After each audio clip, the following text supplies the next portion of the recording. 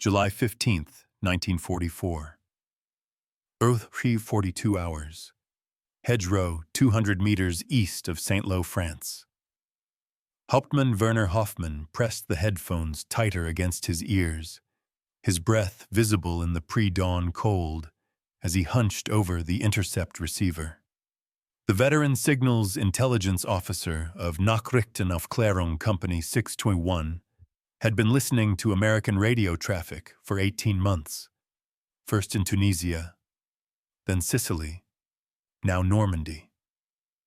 He knew their patterns, their procedures, their habits.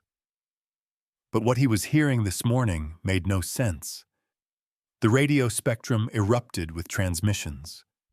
Not the usual battalion or regimental command nets he monitored daily, but something far more disturbing. Dozens of separate frequencies, all active simultaneously, all speaking English in the casual, abbreviated style of American soldiers. Hoffmann's pencil trembled slightly as he scribbled frequencies in his logbook. 42.3 megahertz, 43.8, 45.1, 46.7. The frequencies clustered in the 40 to 48 megahertz band, far more than any German unit would dream of using at once. Herr Hauptmann, Unteroffizier Klaus Steiner called from the adjacent receiver station, his voice tight with confusion. I'm tracking 17 separate American transmissions within a single sector, but the content, they're not command level. These are squad leaders, platoon sergeants. One just requested mortar support directly. Another is coordinating a flanking movement. A third is reporting enemy positions. Hoffmann removed his headphones and walked to Steiner's position, the floorboards of the concealed observation post creaking beneath his boots.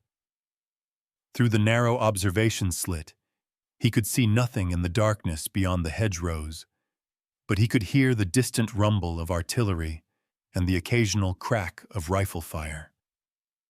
Somewhere out there, in the Norman bocage, American infantry were advancing, and they were talking to each other. He had intercepted similar transmissions before, but never in such volume, never with such tactical immediacy. What he was hearing violated every principle of German military communications doctrine. Radio traffic was supposed to flow vertically, up and down the chain of command, battalion to regiment, regiment to division, orders flowing down, reports flowing up. The Americans seemed to be communicating horizontally, laterally, spontaneously, squads talking to squads, platoons coordinating with neighboring platoons without waiting for company-level authorization. Hoffmann returned to his station and adjusted the frequency dial, searching for the American battalion command net. When he found it, the contrast was stark. The battalion frequency carried routine traffic, situation reports, logistics updates. Nothing urgent, nothing tactical. The real war, the immediate tactical decisions, were happening on those dozens of other frequencies he'd been monitoring. The Americans had pushed decision-making down to a level the Wehrmacht reserved for officers with years of training. Log everything, Hoffmann ordered, lighting a cigarette with hands that shook slightly. Frequencies, call signs, content, tactical patterns. This needs to reach division intelligence immediately. Obergefreiter Hans Müller, the youngest member of the intercept team, looked up from his transcription pad. Herr Hauptmann, should we attempt radio direction finding? If they're using this many transmitters, we could locate their positions. Hoffmann almost laughed. And tell artillery what? That there are American radios everywhere?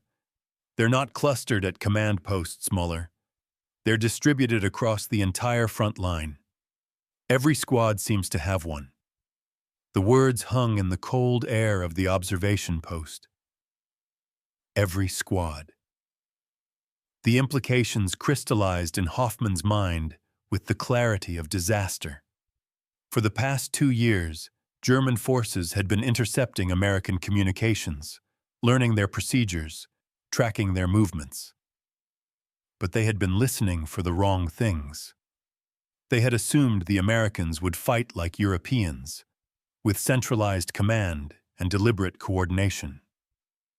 Instead, the Americans had created something unprecedented, a distributed network of instantaneous tactical communication that made their infantry operate like a single coordinated organism.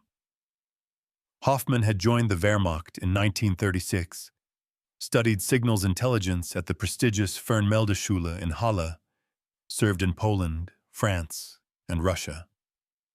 He understood military communications better than most officers understood tactics.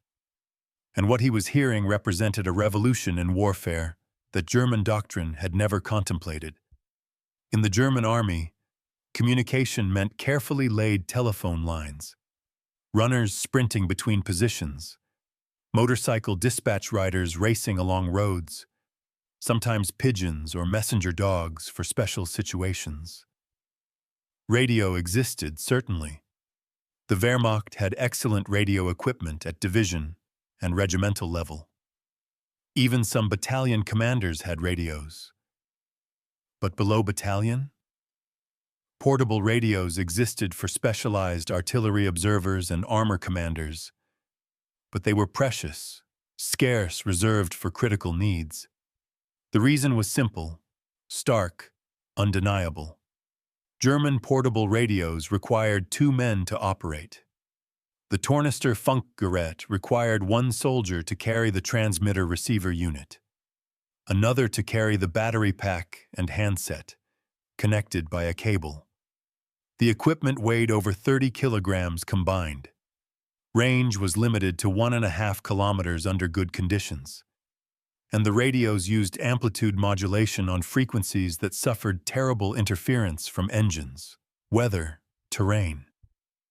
More importantly, German military doctrine didn't trust junior leaders with radio communication.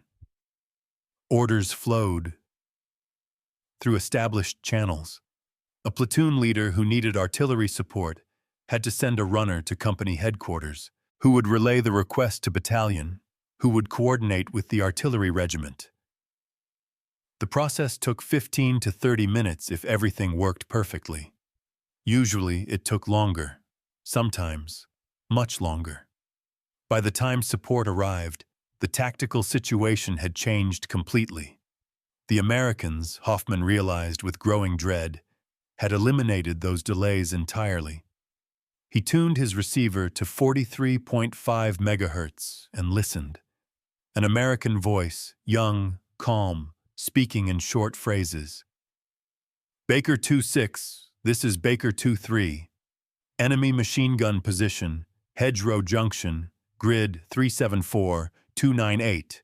Engaging with rifles. Request mortar fire, high explosive, 3 rounds. A different voice responded immediately. Baker 2326. Roger. Mortars notified. Estimate 30 seconds. Mark your position with orange smoke. 30 seconds. Hoffmann's stomach tightened. The Americans had compressed a process that took the Wehrmacht half an hour into 30 seconds. He glanced at his watch. 28 seconds later, he heard the distinctive crump of mortar rounds impacting somewhere in the hedgerows beyond their position. Baker 2623. Good effect on target. Machine gun eliminated. Advancing. Hoffmann pulled off his headphones and stared at the radio equipment crowding the observation post. 5 receivers, each tracking different frequencies, each revealing the same truth. The Americans had created a tactical communication system that made German methods look medieval. Herr Hauptmann, Steiner said quietly, I'm tracking a coordinated attack. 3 American platoons are flanking a German position. They're communicating directly with each other, adjusting their movements in real time. The German unit has no idea they're being encircled. Hoffman grabbed his field telephone and cranked the handle, connecting to regiment headquarters. The line crackled with static. "This is Nachrichtenaufklärung Company 621. Connect me with G2 immediately." While he waited, Hoffman considered what to tell intelligence. That the Americans had achieved radio superiority? That sounded absurd. The Germans had excellent radios, sophisticated equipment, trained operators. But the Americans had done something the Germans hadn't even considered necessary. They had given radios to common soldiers, to sergeants, to men who in the German army would never be trusted with such technology. A voice finally answered. "G2, Oberleutnant Kessler speaking. This is Hauptmann Hoffman, Signals Intelligence. I need to report a critical observation about American tactical communications." He chose his words carefully, knowing how this would sound. "The Americans have equipped their infantry platoons with portable radio transceivers. Not just forward observers or specialty units. Every platoon, possibly every squad. They're coordinating tactical movements instantaneously without reference to higher command." Silence on the line. Then, "Hauptmann, are you certain? Portable radios at squad level would require the production capacity alone. I'm tracking 40-plus separate transmissions in a single sector," Hoffman interrupted. "All tactical level, all coordinated, all effective. They're not using our doctrine. They've created something entirely different. I'll inform the operations officer. Continue monitoring." The line went dead. Hoffman hung the telephone carefully on its cradle, knowing his report would disappear into the bureaucracy of a Wehrmacht that still believed in the superiority of German military science. They would file it, analyze it, debate it, and by the time anyone made a decision, the tactical situation would have moved beyond recognition. He put his headphones back on and returned to his silent observation of an invisible revolution. The Americans were rewriting the rules of warfare with technology the Germans possessed but had never thought to deploy. Not because German engineers couldn't build portable radios, not because German factories couldn't produce them in quantity, but because German doctrine had never imagined trusting common soldiers with such power. The realization burned in Hoffman's mind like acid. The Wehrmacht had spent decades perfecting a military system based on rigid hierarchy, careful planning, and obedience to orders from above. The Americans had created a system based on distributed authority, spontaneous coordination, and trust in the initiative of junior leaders. And in the hedgerows of Normandy, where visibility extended barely 50 meters, where every field was a separate battle, where the tactical situation changed minute by minute, the American system was winning. What Hoffman didn't know, what he couldn't have known from his listening post in the French hedgerows, was that the radios he was monitoring represented a transformation in military technology that had begun years earlier in a factory in Chicago, driven by American industrial capacity and a fundamentally different philosophy of warfare. The device the Americans called the SCR-300, nicknamed the Walkie-Talkie by the troops who carried it, weighed 35 pounds with batteries. One man could carry it on his back, operate it while walking, communicate for miles without laying a single wire or sending a single runner. It used frequency modulation, a technology that cut through interference and static with crystal clarity. It could operate on any of 40 channels in the 40 to 48 megahertz band, meaning entire divisions could communicate without frequency conflicts. And the Americans had built 50,000 of them. But even more revolutionary was the smaller SCR-536, the handy-talkie, a truly handheld radio that weighed just 5 pounds and could fit in a cargo pocket. Range was limited to a mile under ideal conditions, but for coordinating squads within a platoon, for maintaining contact during advances through terrain where visual signals were impossible, it was perfect. The Americans had produced 130,000 of these by war's end. Hoffman heard another transmission. "Fox Company, this is Fox 2. We're pinned down by sniper fire from Church Tower. Coordinates follow. Need immediate suppression." The response came within seconds. "Fox 2, Fox 6. Fire mission registered. Artillery will engage in 90 seconds. Mark your position and take cover." 90 seconds. In the German army, a request for artillery support from a platoon would require a runner to reach company headquarters, a telephone call to battalion, coordination with the artillery regiment, calculation of firing data, and orders to the gun crews. The process could take an hour. By then, the platoon might be destroyed, or the tactical opportunity might be lost, or the enemy might have moved to a different position. The Americans had collapsed that timeline to 90 seconds, and they were doing it hundreds of times per day, across the entire front, with every unit equipped with radios that made instantaneous coordination possible. Hoffman pulled off his headphones again and rubbed his eyes, exhaustion and realization weighing on him equally. He had been listening to American communications for 18 months. He had heard their codes, their procedures, their operational patterns. But he had been listening with German assumptions, interpreting their transmissions through the lens of German doctrine. He had assumed their radio discipline was sloppy, their communications poorly organized, their tactical chatter excessive and unnecessary. Now he understood. The Americans weren't being sloppy. They were being American. They had taken a technology that existed, refined it, mass-produced it, and deployed it in a way that fundamentally changed the nature of infantry combat. They had turned every squad leader into a tactical coordinator, every platoon into a self-contained fighting organization that could call artillery, request support, coordinate flanking maneuvers, and adapt to changing situations without waiting for orders from above. The morning light was beginning to filter through the observation slits, revealing the mist rising from the Norman fields. Hoffman could hear the sounds of battle intensifying as the Americans pressed their attack. Somewhere out there, German soldiers were fighting bravely, following orders, maintaining discipline, doing everything their training had taught them.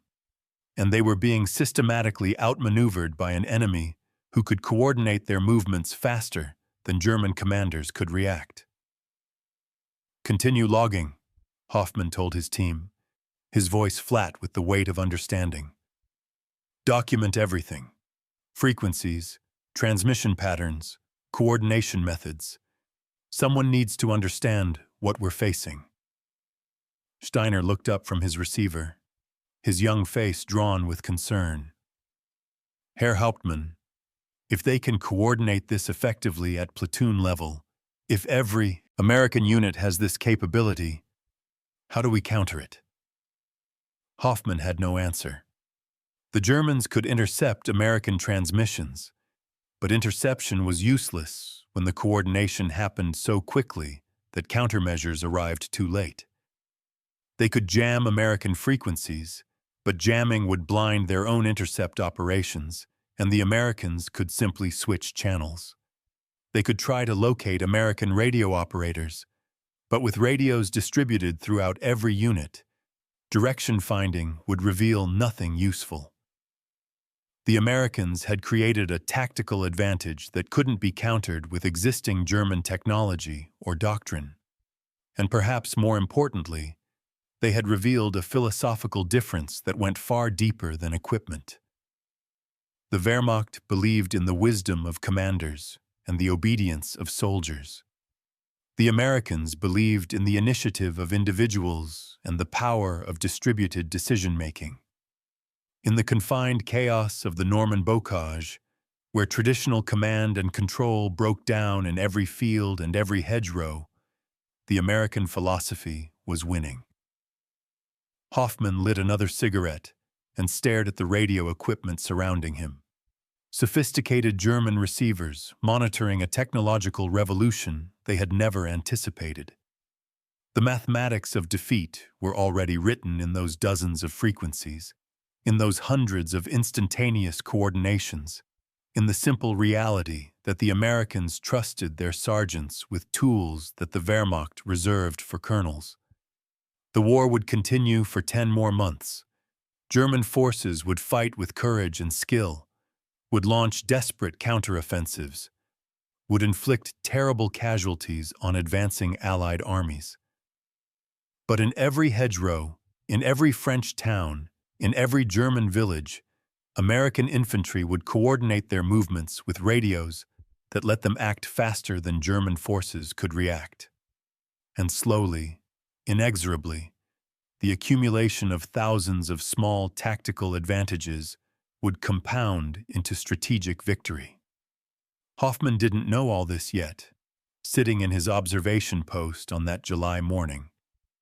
But he suspected it.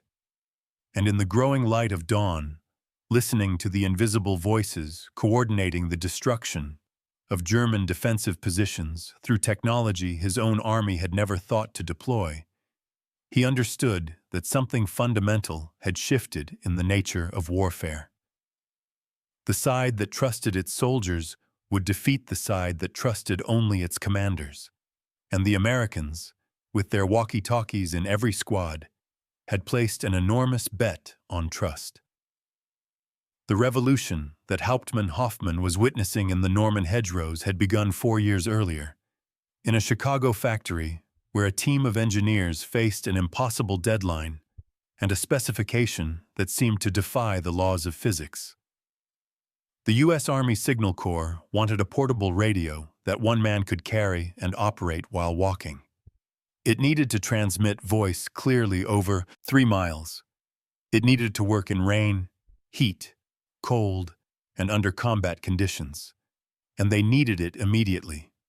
Daniel E. Noble stood in the laboratory of Galvin Manufacturing Company on August 17, 1940, staring at the prototype components scattered across his workbench. The company, better known by its trade name Motorola, had built its reputation on car radios. Now the Army wanted them to shrink that technology into a backpack that wouldn't kill the soldier carrying it. The German approach to this same problem had been methodical, careful, engineered with typical Teutonic precision. The Tornister Funkgerät series divided the load between 2 soldiers because no single man could carry both transmitter and battery. The radios worked, certainly. German engineering was excellent. But they required a team, required careful setup, required radio operators with extensive training. The Wehrmacht had concluded this was the only practical solution. Noble concluded the Germans were thinking too small. "We're not building a miniature version of existing technology," he told his team that morning. The group included Henryk Magnuski, the principal RF engineer whose Polish accent still carried the weight of a homeland recently crushed by the Wehrmacht, Marion Bond, Lloyd Morris, and Bill Vogel. "We're creating something that's never existed. A radio that's as easy to use as a telephone, that works while you're running, that anyone can operate after 10 minutes of instruction." The technical challenges were enormous. Battery technology in 1940 was primitive by later standards. Vacuum tubes, the heart of any radio, were fragile glass cylinders that shattered under shock.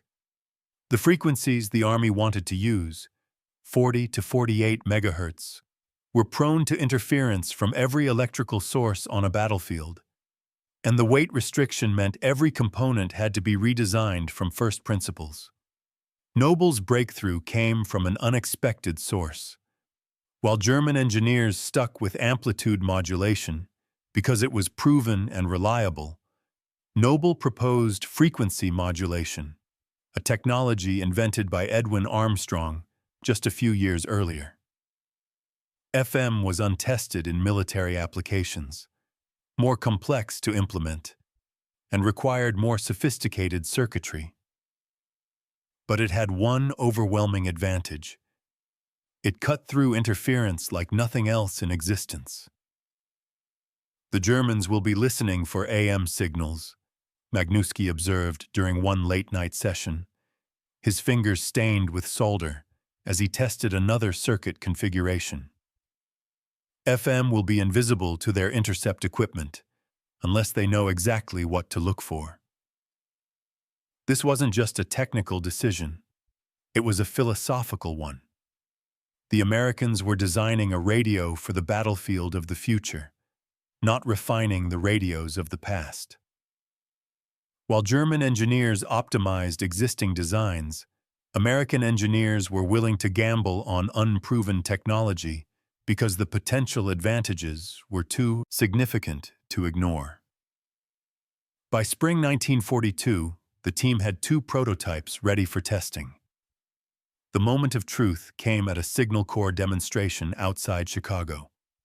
2 operators carrying the prototype units walked away from each other across open terrain. 1 mile, 2 miles, 4 miles. At 8 miles apart, more than twice the specified range, the radios still transmitted and received with crystal clarity. Colonel John W. Wright of the Signal Corps listened to the demonstration, then made a decision that would reshape warfare. Put it into production immediately. I want 50,000 units as fast as you can build them. The German response to the same need followed a different path. When the Wehrmacht identified a requirement for improved portable communications, they convened committees, wrote specifications, conducted competitive evaluations, and awarded contracts to established defense contractors. The process took 18 months and produced radios that met the specifications exactly. They weighed precisely what the specifications allowed. They had exactly the range required. They were magnificently engineered examples of incremental improvement. The American SCR-300 exceeded its specifications in every category, weighed less than expected, and cost half what the Signal Corps had budgeted. This wasn't because American engineers were better. It was because American companies operated in a competitive commercial market where exceeding customer expectations meant survival. Galvin Manufacturing approached military contracts with the same aggressive innovation they brought to car radios. They weren't trying to meet a specification. They were trying to build something so good the Army would order more. And they succeeded beyond anyone's imagination. The production version, designated BC-1000, when combined with all necessary accessories to form the complete SCR-300 system, went to Fort Knox, Kentucky for final acceptance testing in spring 1942. The Army subjected it to abuse that would have destroyed any previous portable radio. They dropped it from trucks, submerged it in water, operated it in temperatures from -20 to +120 degrees Fahrenheit, transmitted continuously for 40 hours to test battery life, subjected it to shock and vibration that simulated months of combat use. The SCR-300 passed every test. More impressively, units that failed were quickly repaired with basic tools by soldiers with minimal training. The American design philosophy emphasized field maintainability over perfection. German radios were engineering marvels that required factory repair facilities. American radios were engineering compromises that soldiers could fix with a screwdriver and spare parts.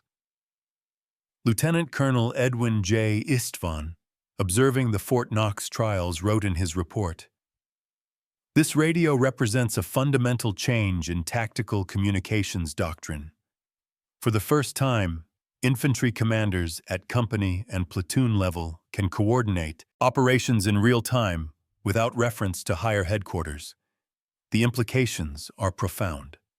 The implications were indeed profound, but not everyone in the U.S. Army understood them immediately. Traditional signal officers, trained in the careful protocols of wire communications and radio nets organized by rigid hierarchies, initially resisted. Radio discipline, they argued, meant controlled traffic, formal procedures, and centralized command of the electromagnetic spectrum. Giving radios to platoon leaders would create chaos on the airwaves. They were thinking like Germans. And fortunately for the American war effort, they were overruled by officers who understood that chaos, properly harnessed, could be a weapon. Major General J. Franklin Bell, who would later command the 77th Infantry Division in the Pacific, saw the SCR-300 demonstrated at Fort Benning in July 1942.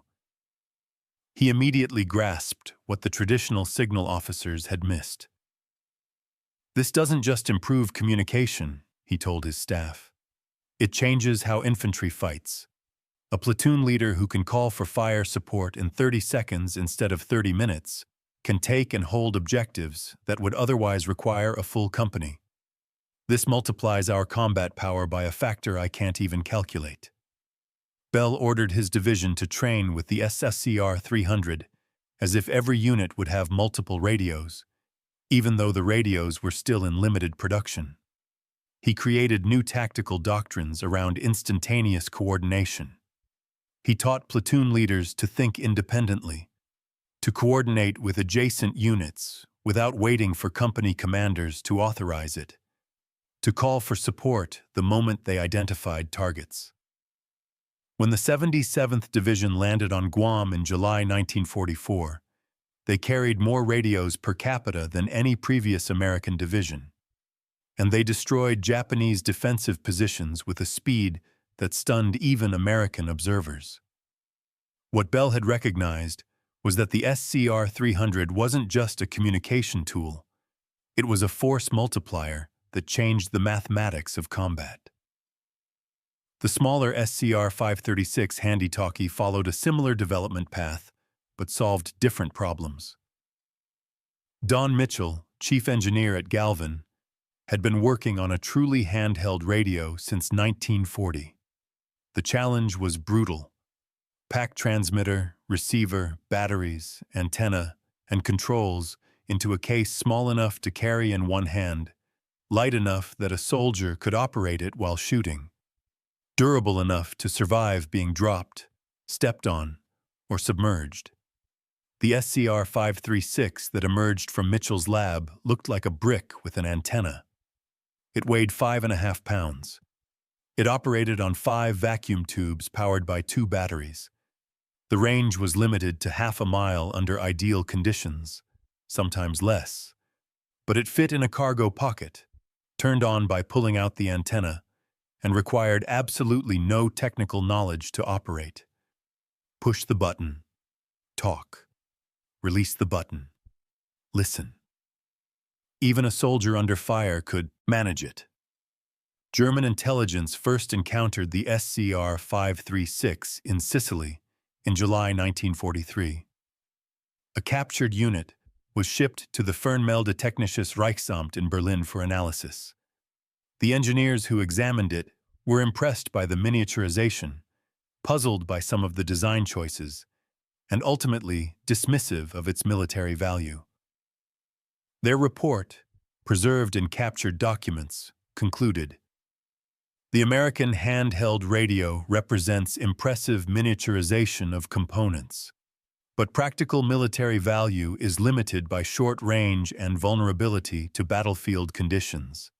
The device is suitable only for specialized applications where range is not critical. Mass production for general infantry use would be wasteful of resources." The Germans were analyzing the radio as a piece of equipment. They should have been analyzing it as a system component. The SCR-536 was never intended to replace battalion radios. It was designed to fill the final gap in tactical communication. The last 100 meters where wire couldn't be laid fast enough and hand signals couldn't be seen. It let squad leaders coordinate. It let forward observers guide fire. It let medics call for help. It connected the smallest tactical units into the larger network. By June 1944, when the 29th Infantry Division landed on Omaha Beach, every rifle company carried 6 SCR-536 radios, 1 for each rifle platoon, 2 for the weapons platoon, and 1 for the company commander. Combined with the SCR-300 radios at platoon level and the SCR-508 and SCR-510 vehicular radios at company and battalion level, American infantry operated within a communications network of unprecedented density and sophistication. The Germans had nothing comparable. The Feldfuß series of infantry radios required two-man teams, had limited range, used amplitude modulation that was prone to interference, and existed in such small numbers that most infantry battalions had no portable radios at all below company level. German platoon leaders communicated the same way Roman centurions had, by voice, runner, or visual signals. This wasn't because German technology was inferior. The Wehrmacht had excellent radio equipment. The Fug-5 tank radio was rugged and reliable. The Torn.FUD artillery observer radio had decent range. German radio engineers understood the principles of FM transmission. They could have built equivalents to the SCR-300 and SCR-536 if they'd tried. They didn't try because German military doctrine didn't require it. The Wehrmacht's command philosophy emphasized careful planning, detailed orders, and obedience. Platoon leaders executed orders. They didn't make independent tactical decisions that required immediate communication with adjacent units or supporting arms. Giving radios to junior leaders would be wasted, because those leaders weren't authorized to use them in the way American lieutenants and sergeants were. This philosophical difference showed most clearly in radio procedures. German radio traffic followed strict protocols.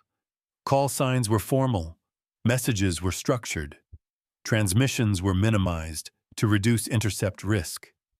Radio operators were specialists with extensive training. The system worked well for coordinating large formations over long distances. It worked poorly for the fluid, chaotic, immediate coordination needed at platoon level. American radio procedure was deliberately informal. Call signs were simple. Messages were conversational. Transmissions were frequent because the tactical advantage of quick coordination outweighed the risk of interception. Any soldier could be taught to operate a radio in 10 minutes. The system sometimes seemed chaotic to observers trained in German methods, but it worked because it matched American tactical doctrine, emphasizing initiative and flexibility. The mass production of American radios revealed another fundamental difference. Galvin Manufacturing produced the BC-1000 using assembly line techniques adapted from automobile manufacturing. Interchangeable parts meant any component could be replaced with any other. Printed circuit boards, a new technology in 1943, reduced hand wiring and improved reliability. Quality control emphasized durability over precision. A radio that worked reliably at 90% of specification was better than a radio that performed perfectly when new but failed under field conditions. German radio production emphasized craftsmanship and precision. Each unit was essentially hand-built by skilled technicians. Quality was excellent. Reliability was outstanding under proper conditions. But production volumes were limited. Replacement parts were often unavailable in forward areas, and repairs required specialists. When a German radio failed in combat, it was usually deadlined until it could be returned to a depot-level repair facility. When an American radio failed, the platoon sergeant fixed it with parts cannibalized from other units or scrounged from supply. By mid-1944, the production numbers told a stark story. Motorola alone had manufactured 50,000 SCR-300 radios and 130,000 SCR-536 handy-talkies. Other contractors added to these totals. The U.S. Army had equipped every infantry division with hundreds of portable radios. The Marines had them. Allied forces equipped with American supplies had them. They were everywhere, so common that soldiers took them for granted. The Germans, with their superior engineering tradition and sophisticated electronic industry, had produced perhaps 200 portable infantry radios in total. The disparity wasn't in capability, it was in philosophy. The Americans had decided that communication was so important that they would manufacture radios by the tens of thousands and distribute them lavishly to units that might not even need them. The Germans had decided that radios were specialized equipment, requiring centralized control and careful allocation. In the hedgerows of Normandy, in the mountains of Italy, on the islands of the Pacific, this difference in philosophy was destroying German and Japanese forces unit by unit, position by position, battle by battle.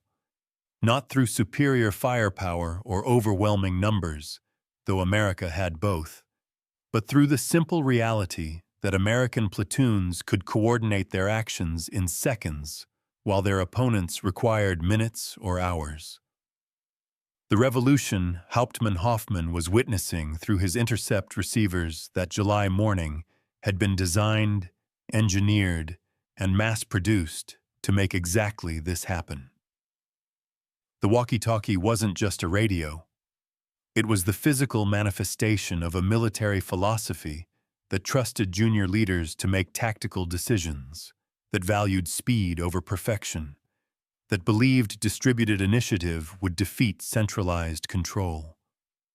And in every hedgerow, in every contested village, in every desperate battle where visibility extended only meters and tactical situations changed by the second, that philosophy was winning. The Germans were losing to an invisible enemy, to voices on the radio coordinating movements faster than German commanders could react, to a system that turned every American squad into a node in a network of unprecedented tactical awareness and responsiveness. The mathematics were already written. The technology existed. The doctrine supported it. The training reinforced it. And the industrial capacity to produce radios by the thousands ensured that every American unit would have the tools to fight with a coordination that German forces, for all their training and discipline and courage, simply could not match. July 17th, 1944. 14:20 hours. 3 kilometers southeast of Saint-Lô. Oberleutnant Kurt Zimmermann crouched behind the thick earthen berm of a Norman hedgerow, his Zeiss binoculars pressed against his eyes as he scanned the field beyond. The 28-year-old company commander of 2nd Company, Panzer Grenadier Regiment 901, had fought in Russia, survived the meat grinder of the Eastern Front, and considered himself experienced in the brutal arithmetic of infantry combat. But Normandy was different. Every field was a fortress. Every hedgerow was a death trap.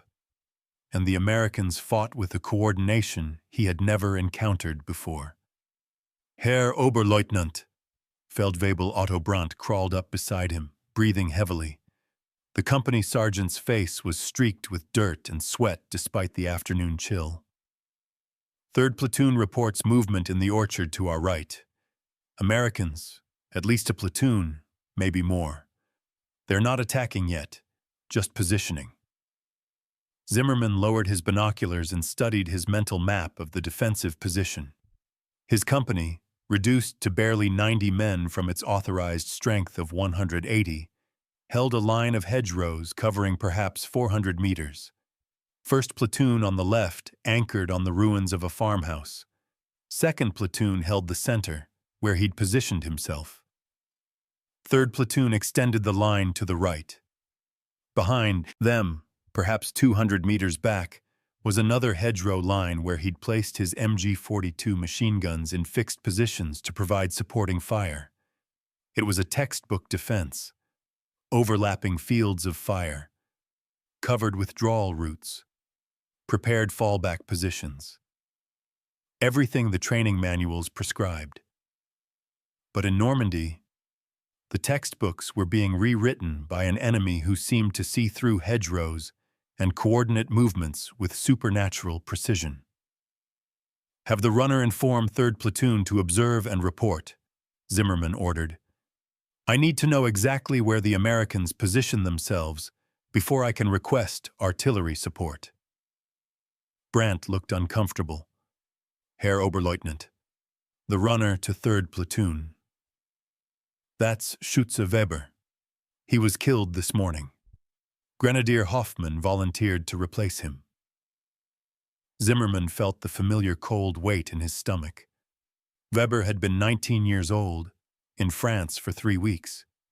Now he was dead, and some other teenager would run messages through fields swept by American fire. This was the reality of hedgerow warfare. Every communication required a human messenger risking his life to cross 200 meters of killing ground. "Send Hoffmann. Tell him to stay low and be fast." He watched through a gap in the hedgerow as the young soldier sprinted across the open field, zigzagging toward 3rd Platoon's position. American rifle fire cracked from the orchard. Hoffmann dove behind a pile of rubble, waited, then resumed his sprint. He made it. Zimmerman released a breath he hadn't known he was holding. Now they waited. Hoffmann would deliver the message to Lieutenant Kessler, commanding 3rd Platoon. Kessler would observe the American positions. Then Hoffmann would run back with the report. 10 minutes, maybe 15, if the Americans were actively shooting. Only then could Zimmerman decide whether to request artillery, and that would require sending another runner back to battalion headquarters, where a telephone operator would contact the artillery regiment. The crack of an American rifle interrupted his thoughts, followed immediately by the deeper bark of a German Mauser responding. The exchange of fire intensified. Zimmerman raised his binoculars and saw movement through the hedgerow on 3rd Platoon's position. The Americans weren't just observing. They were advancing. "Herr Oberleutnant!" one of his men shouted from further down the hedgerow. "Americans approaching from the front!" Zimmerman swung his binoculars forward and felt his chest tighten. 2 American platoons were emerging from the tree line 300 meters ahead, moving in short rushes, using every bit of cover. This wasn't a probing attack. This was a coordinated assault on his entire position. "All platoons, prepare to engage," Zimmerman shouted, knowing his voice would carry perhaps 50 meters. Men further down the line wouldn't hear him. They would have to observe the Americans themselves and react independently. The company headquarters runner could spread the word, but that would take time they didn't have. The Americans moved with a fluidity that seemed almost choreographed. One squad would advance while another provided covering fire. Then they would switch. The coordination was too smooth, too practiced. Zimmerman had seen similar tactics in Russia, but there the coordination came from repetition, from units that had fought together for months. These Americans moved like they could read each other's minds. "Open fire," he ordered. The familiar rattle of Mauser rifles erupted along his section of hedgerow. The Americans dropped, taking cover, returning fire. The volume of American automatic weapons fire always surprised him. Every squad seemed to have a Browning automatic rifle that could pour out rounds with a steadiness German light machine guns couldn't match. The distinctive thump of American M1 Garand rifles punctuated the firefight. 8 rapid shots followed by the metallic ping of the empty clip ejecting. Then he heard something that made his blood run cold. A loud crack followed by an explosion in 3rd Platoon's area. Mortar fire. The Americans had mortars zeroed in on his position already, and they were using them with a precision that suggested forward observers calling fire. "Herr Oberleutnant!" Brandt pointed toward the left. "1st Platoon is being flanked."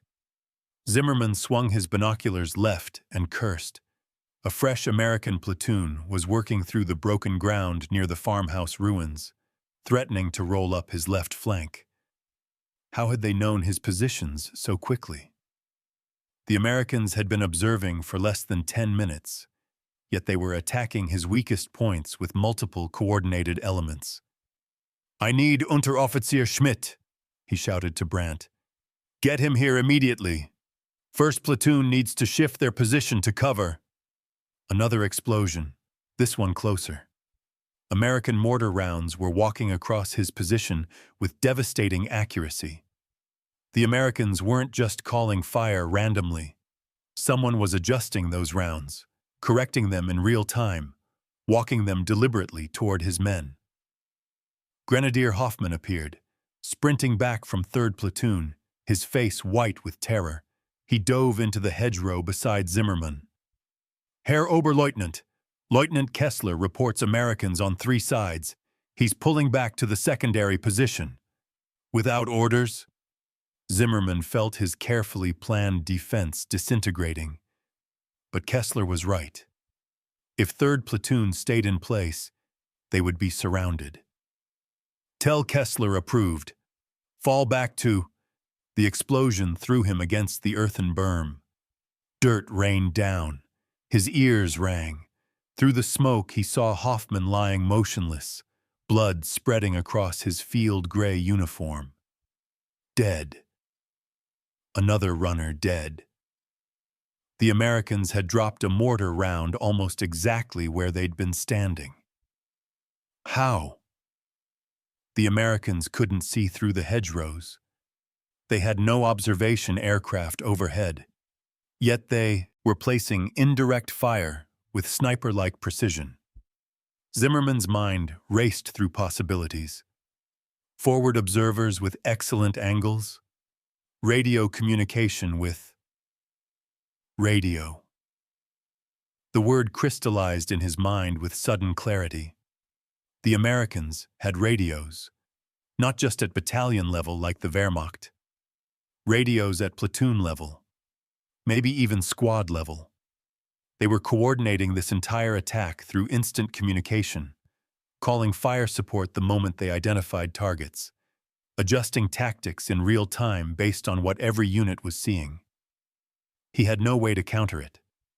His company communicated through runners who had to physically carry messages across 200 meters of open ground.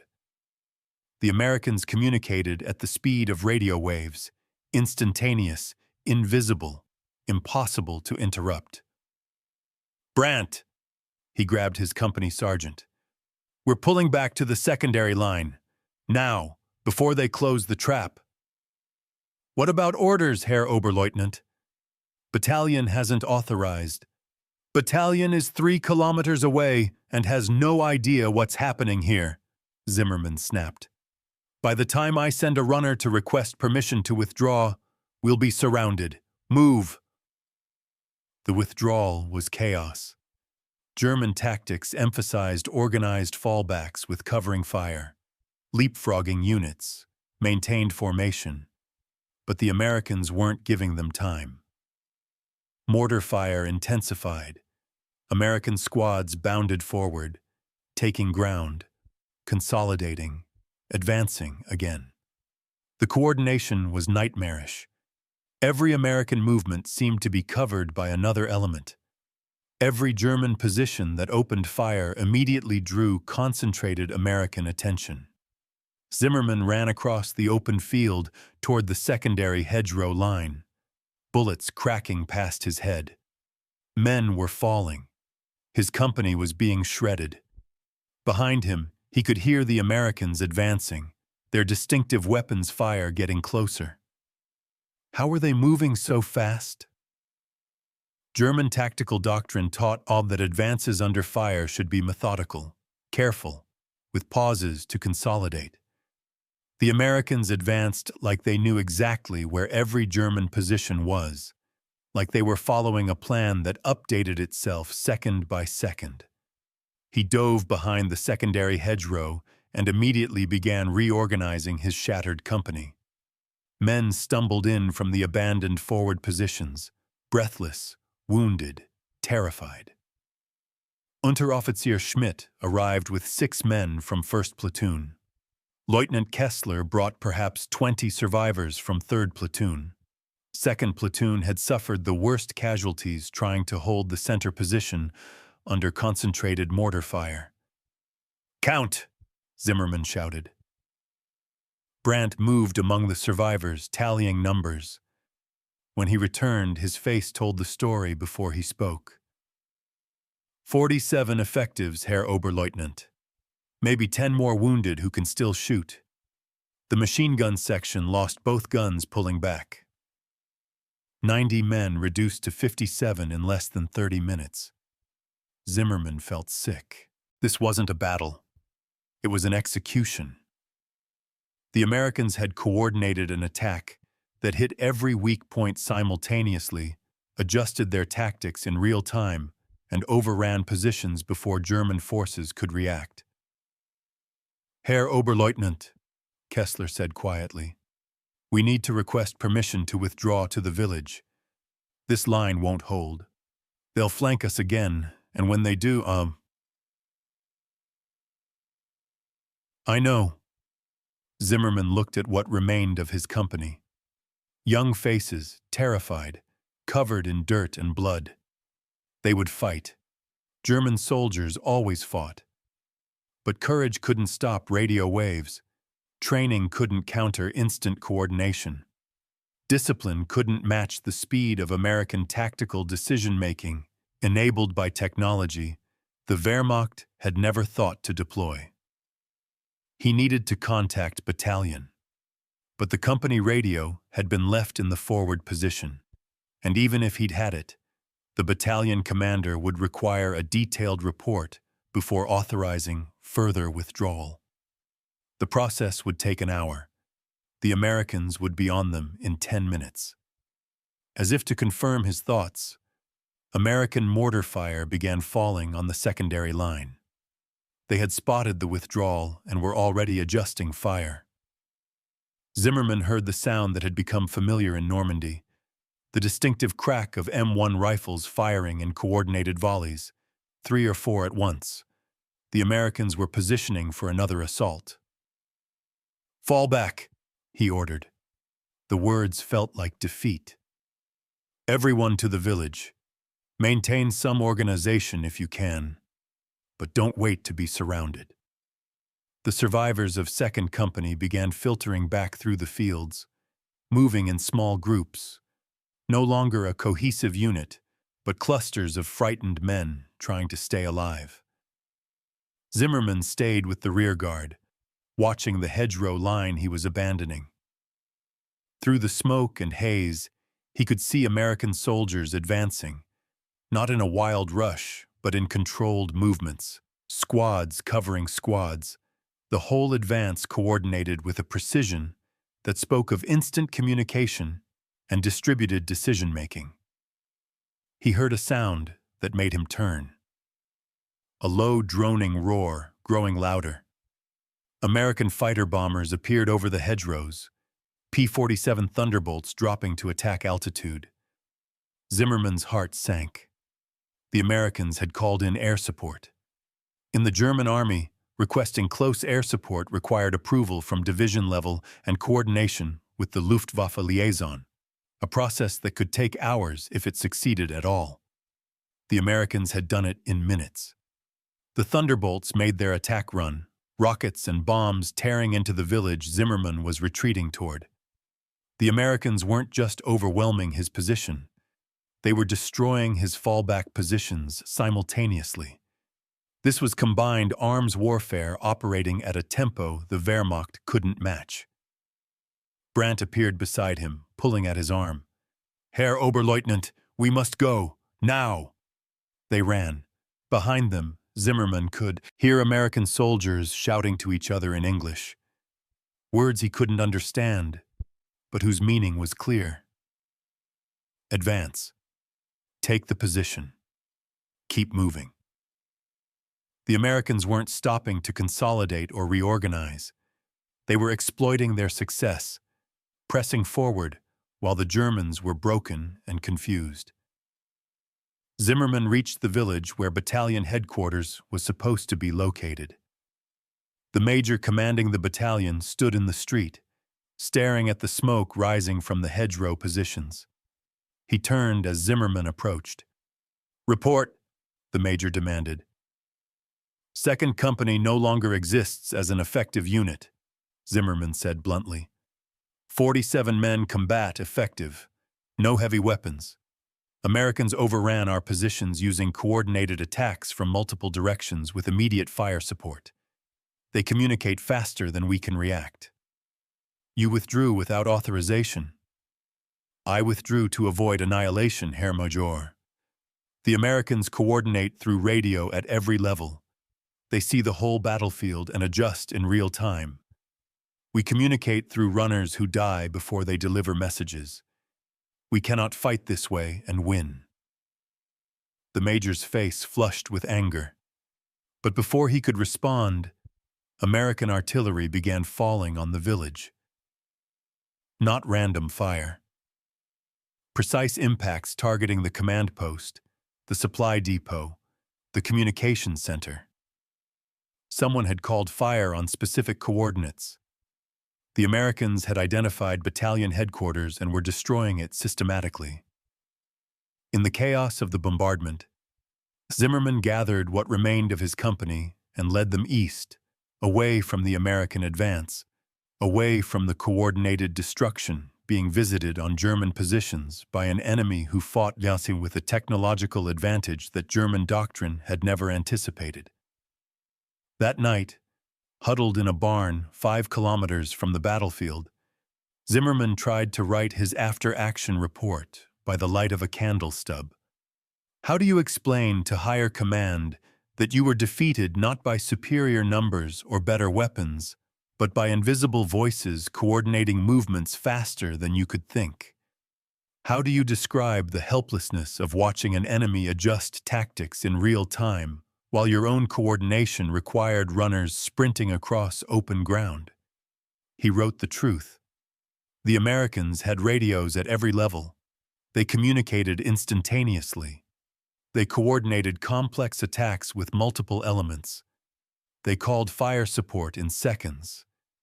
They adapted to changing situations faster than German forces could react. And there was no counter to it. No tactical solution. No amount of courage or training that could overcome the simple reality that the Americans could act while Germans were still trying to communicate. The report would travel up the chain of command, be filed with hundreds of other reports from officers describing similar defeats, and change nothing. Because the German army in Normandy wasn't losing individual battles. It was losing to a system of warfare that operated at a tempo German doctrine couldn't match. Enabled by technology German philosophy had concluded was unnecessary. Zimmerman set down his pencil and stared at the candle flame. 43 men dead in his company today.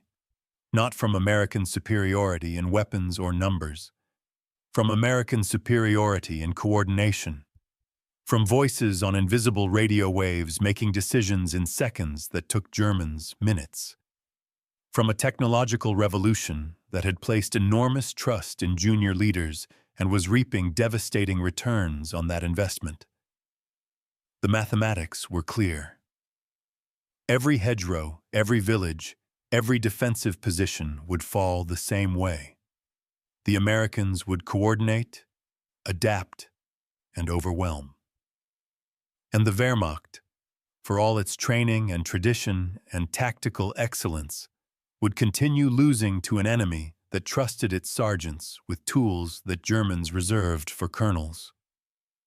The pattern that destroyed Oberleutnant Zimmerman's company in Normandy repeated itself thousands of times across every front where American forces fought.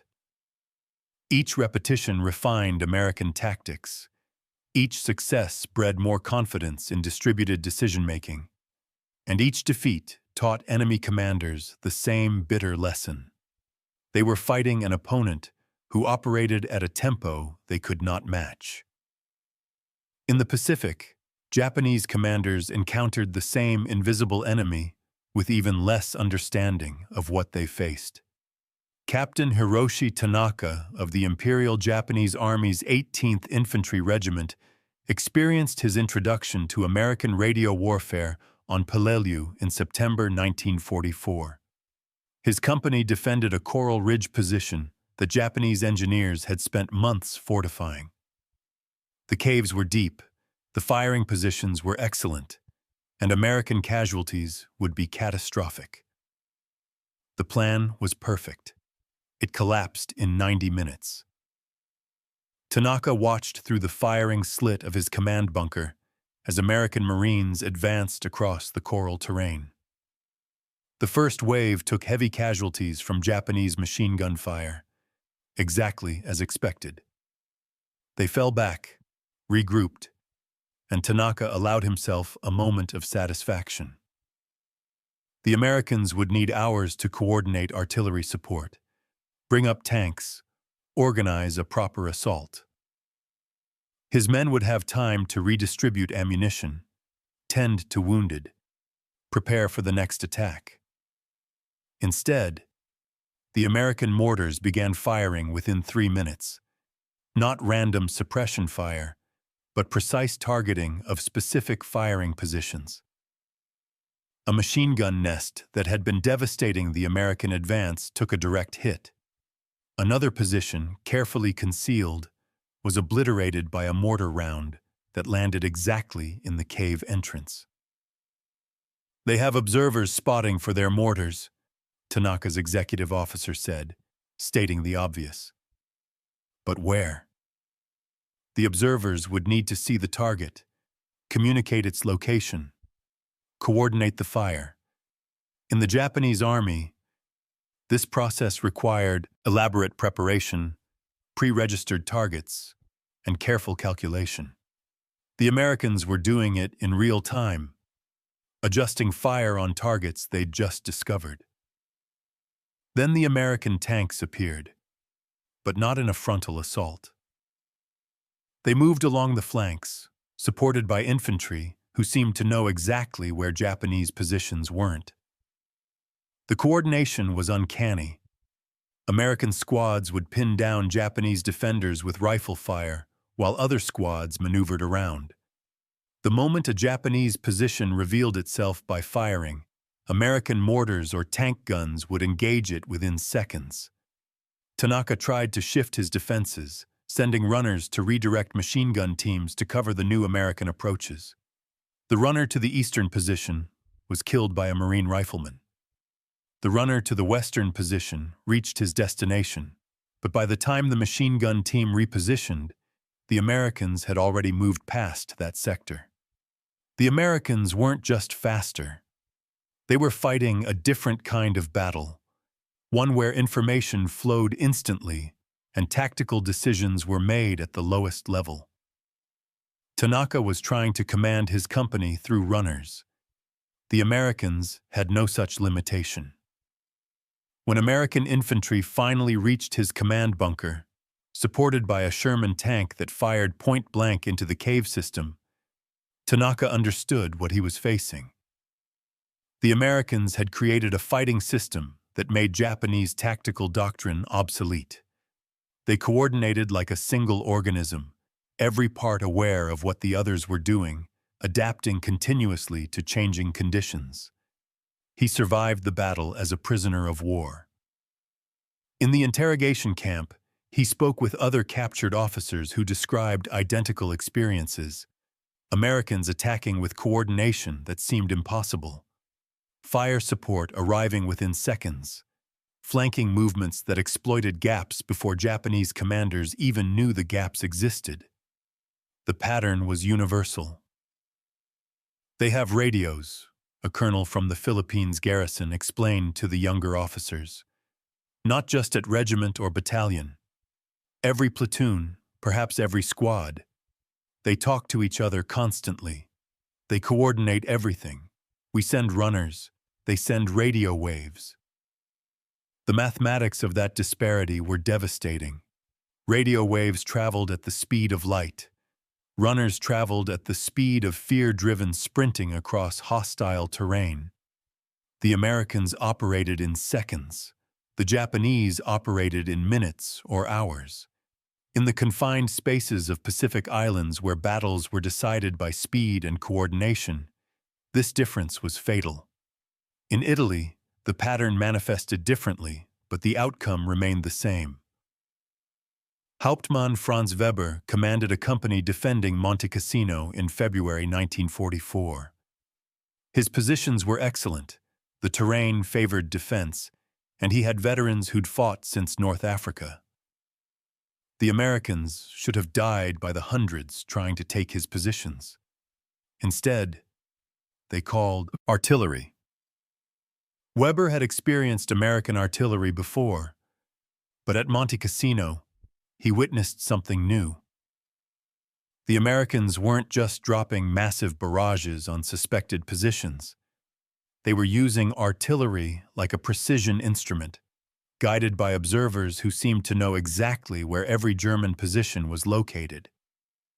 Company Commander Post, Grid 732-498, an American forward observer radioed from somewhere on the slopes below.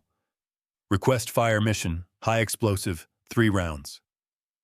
Weber's signalman intercepted the transmission and warned him seconds before the shells arrived. 3 rounds, perfectly placed, destroyed the command post bunker and killed 5 men. The observer had identified the target, communicated its location, and received fire support in less than a minute. Weber relocated to a secondary position. Within 10 minutes, American shells were falling there too. The observer had tracked his movement and adjusted fire. This happened again and again. Every position Weber occupied drew accurate fire within minutes of being manned. The Americans could see through the mountain. No, Weber realized. They couldn't see through rock. But they had observers on multiple positions, all communicating instantly with artillery, coordinating their observations to create a complete picture of German defenses. And those observers were calling fire so quickly that German forces had no time to reposition between strikes. "We need counter-battery fire," Weber shouted to his artillery liaison. "The American observers are—" "Request has been forwarded to division," the liaison interrupted. "They're processing the fire mission through artillery regiment. Estimate 30 minutes. 30 minutes. The Americans would deliver fire in 30 seconds. Weber's company would be destroyed before German artillery even began calculating firing solutions. The attack, when it came, was preceded by an artillery barrage that was surgical in its precision. Every German strongpoint Weber had established took direct hits. Ammunition bunkers exploded. Machine gun positions collapsed. Communication trenches were sealed. And through it all, Weber could hear American radio transmissions as his signalmen monitored their frequencies. "Target neutralized. Advance. Second squad, suppressing fire on cave entrance. First squad, move up the left side. Mortar team, target the bunker at grid 735-502. Range 250 meters." They were coordinating an entire battalion-level attack through radio, with platoon leaders making tactical decisions that in the German army would require company or battalion approval. The tempo was overwhelming. German defenders would engage one American element, only to be flanked by another element they hadn't known existed. Calls for support took too long. Orders arrived after the tactical situation had changed.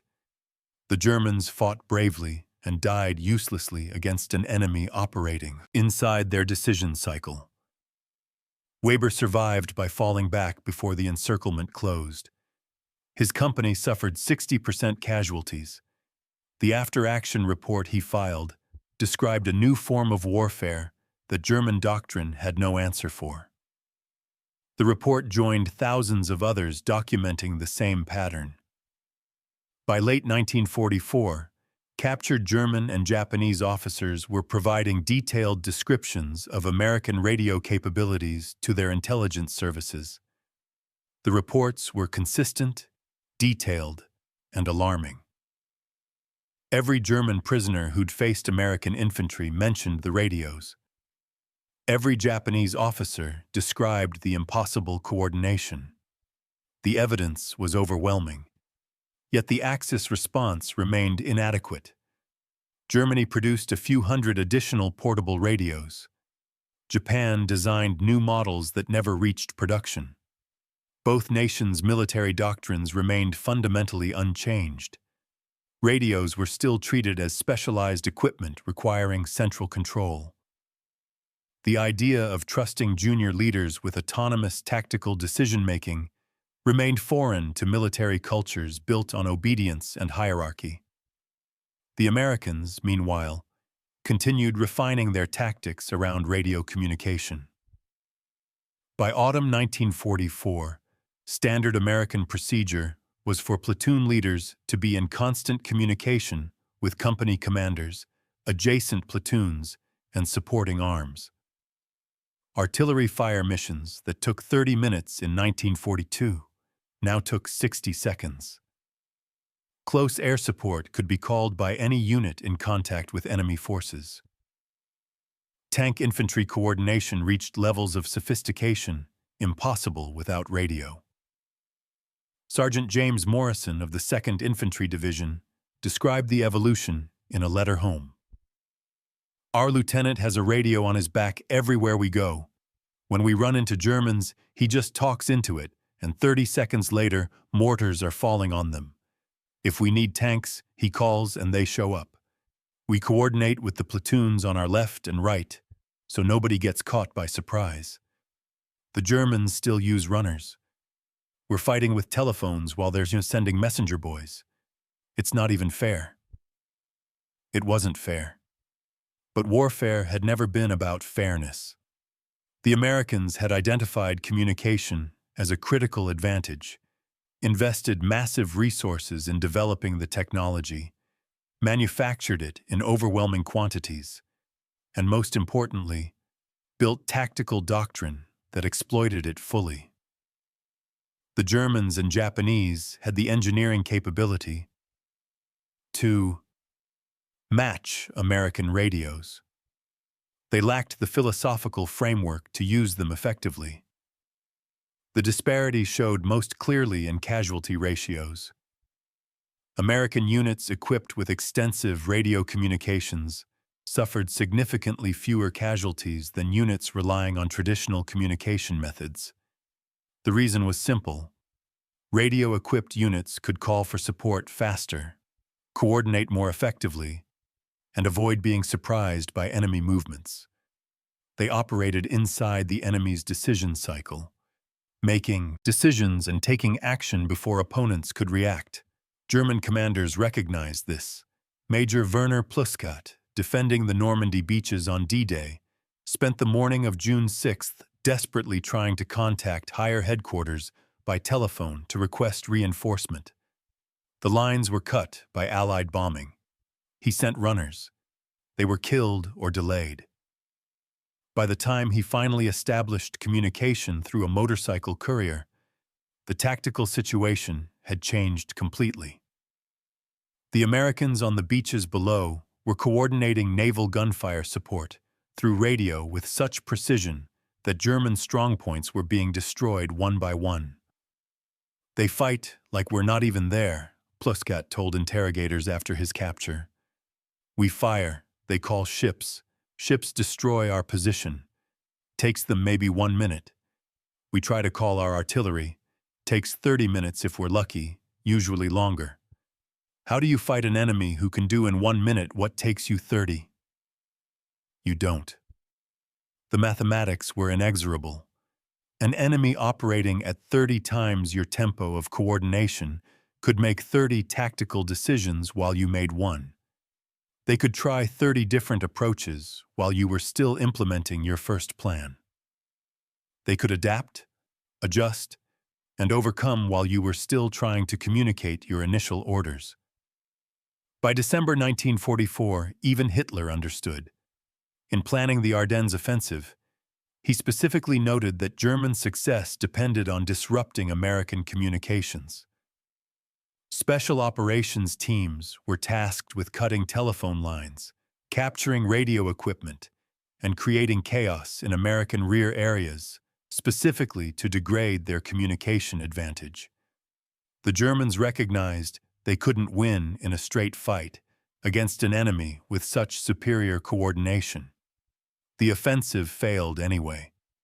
American radio communications proved robust enough to survive the initial disruption. Within hours, radio nets were re-established, coordination resumed, and American forces began the complex maneuvers that would eventually trap and destroy the German spearheads. The radios that Hauptmann-Hoffmann had been intercepting in July continued their invisible work, coordinating the destruction of German forces through winter mud and snow. In the Pacific, Japanese defenders on Iwo Jima and Okinawa learned the same lessons. American Marines coordinated with a precision that made Japanese defensive tactics obsolete. Forward observers called naval gunfire with devastating accuracy. Air support arrived within minutes of being requested. Tank infantry teams operated with seamless coordination.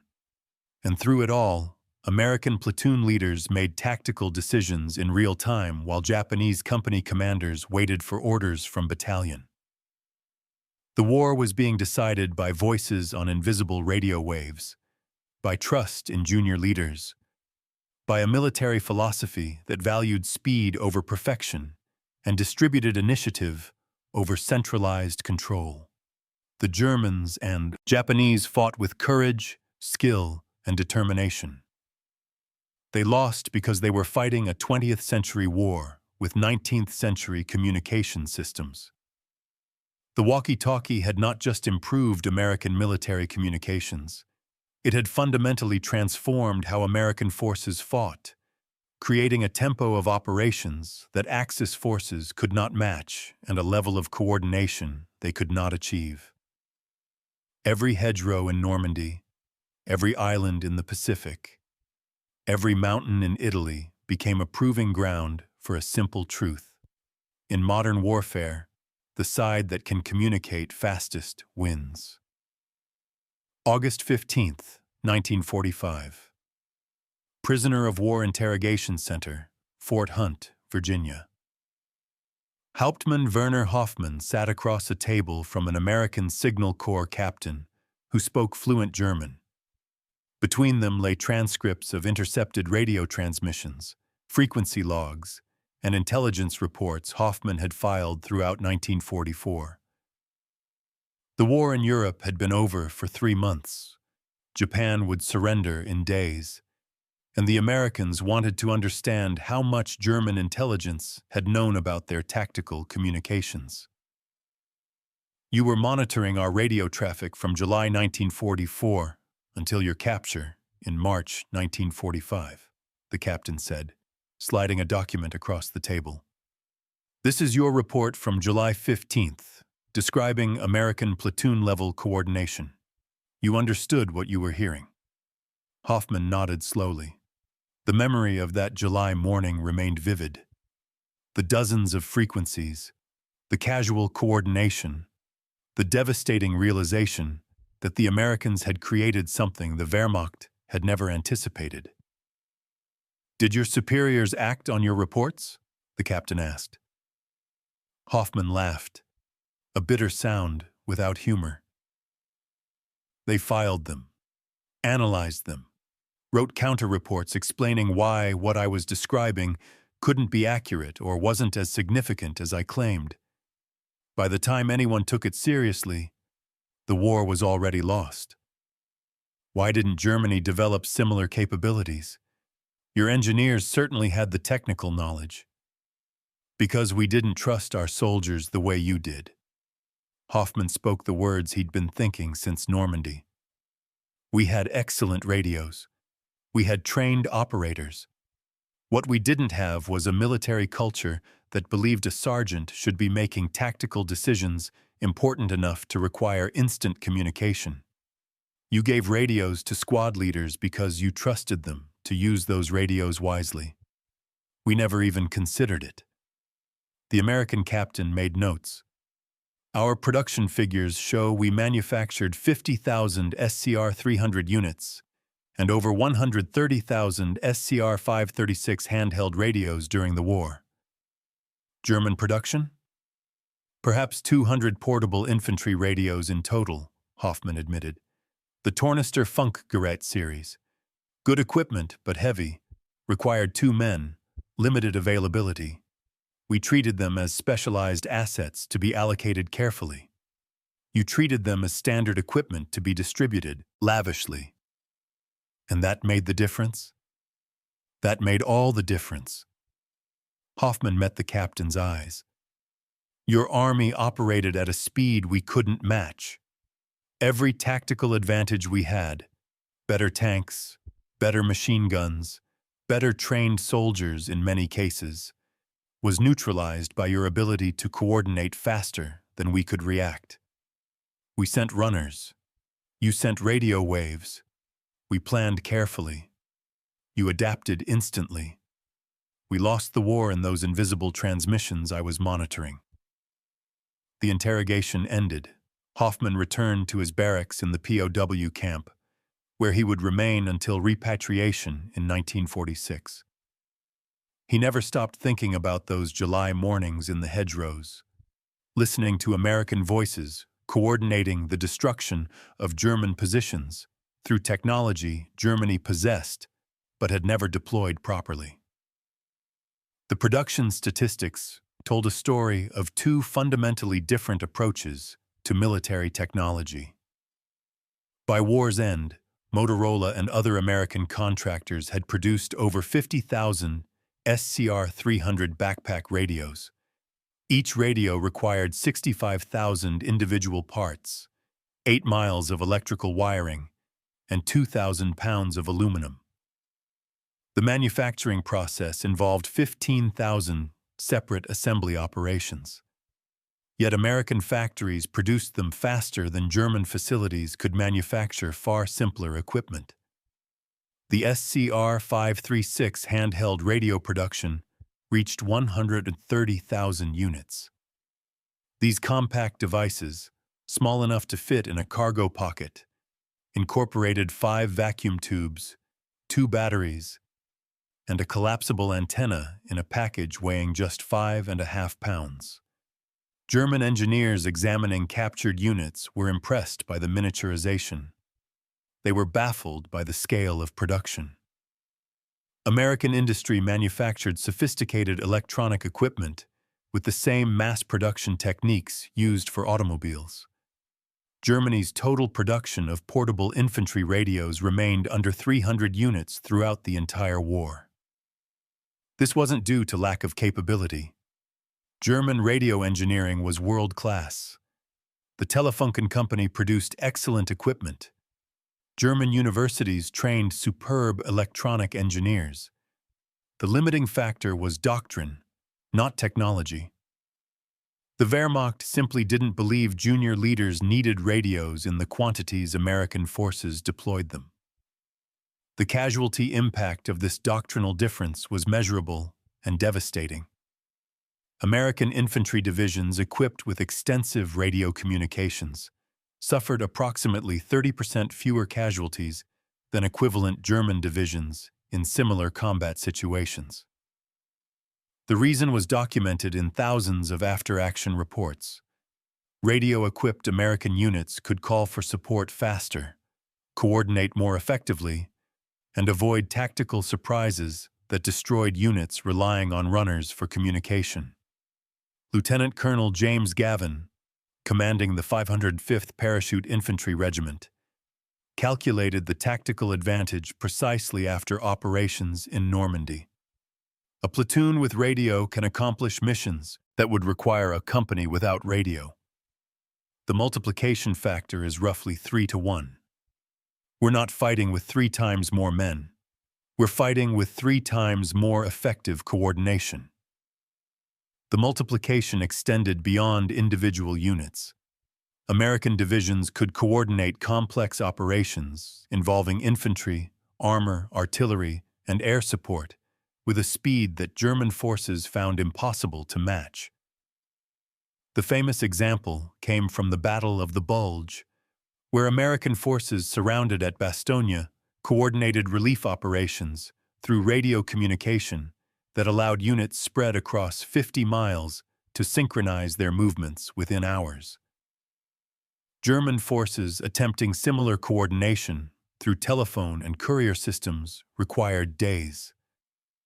Post-war analysis by both American and German military historians consistently identified tactical communication as one of the decisive factors in Allied victory. General der Panzertruppe Hermann Balck, considered one of Germany's finest tactical commanders, was asked in 1979 what single change might have altered the war's outcome. His answer was immediate and unequivocal. Give every German platoon leader a radio equivalent to the American SCR-300 in 1943, and train them to use it with the autonomy American platoon leaders exercised. The war wouldn't have ended differently. American industrial superiority was too great. But it would have lasted longer and cost you far more casualties. Your radios didn't just improve communication. They enabled a style of warfare we couldn't counter with existing doctrine.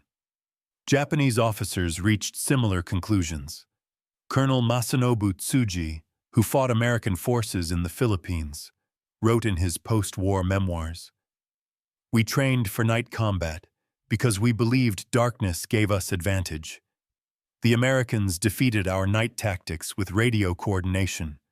They couldn't see us, but they could talk to each other, coordinate their positions, call artillery on sounds they heard. We operated individually. They operated as a network. In darkness, the network always won." The technological revolution initiated by the SCR-300 and SCR-536 continued after the war. The Korean War saw improved versions with longer range and lighter weight. Vietnam introduced solid-state transistor radios that were even more reliable. Modern military communications descended directly from the walkie-talkies that transformed World War II tactics.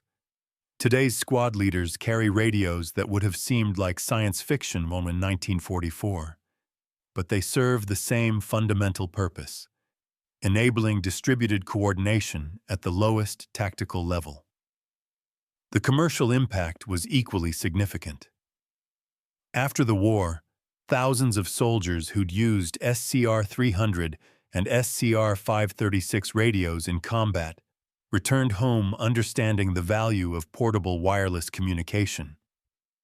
Many founded companies producing commercial two-way radios for police, fire departments, businesses, and eventually consumers.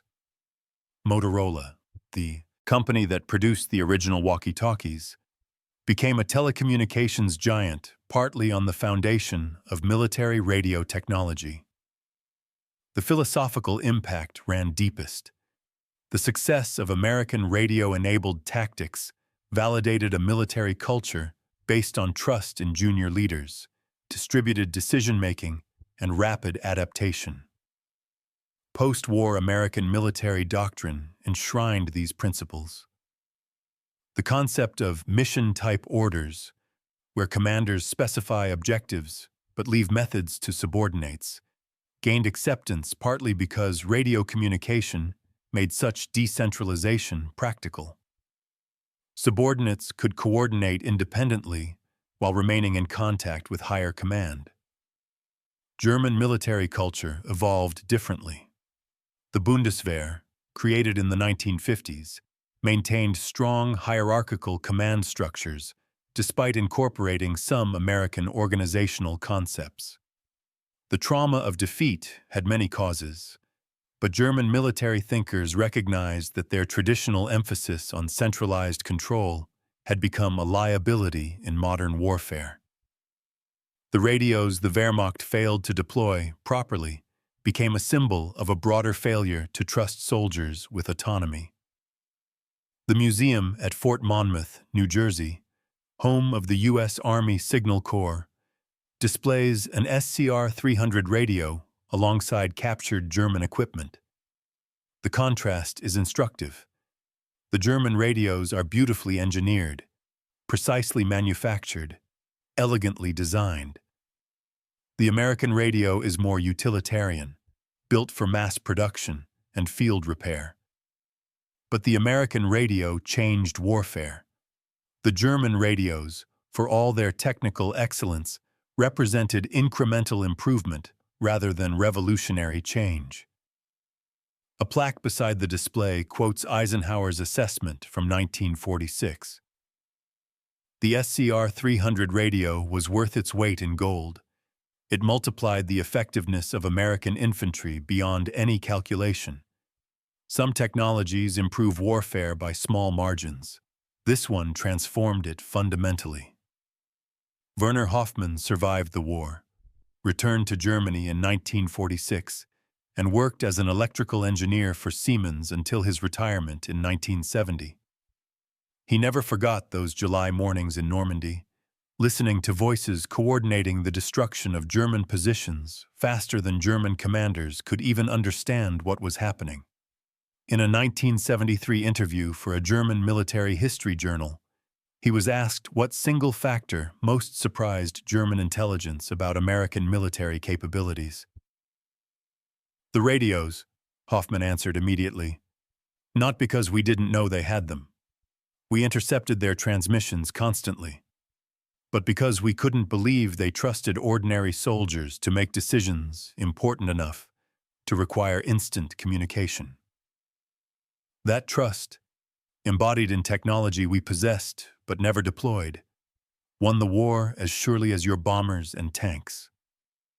We were listening to your sergeants coordinate movements that our colonels would have required hours to authorize.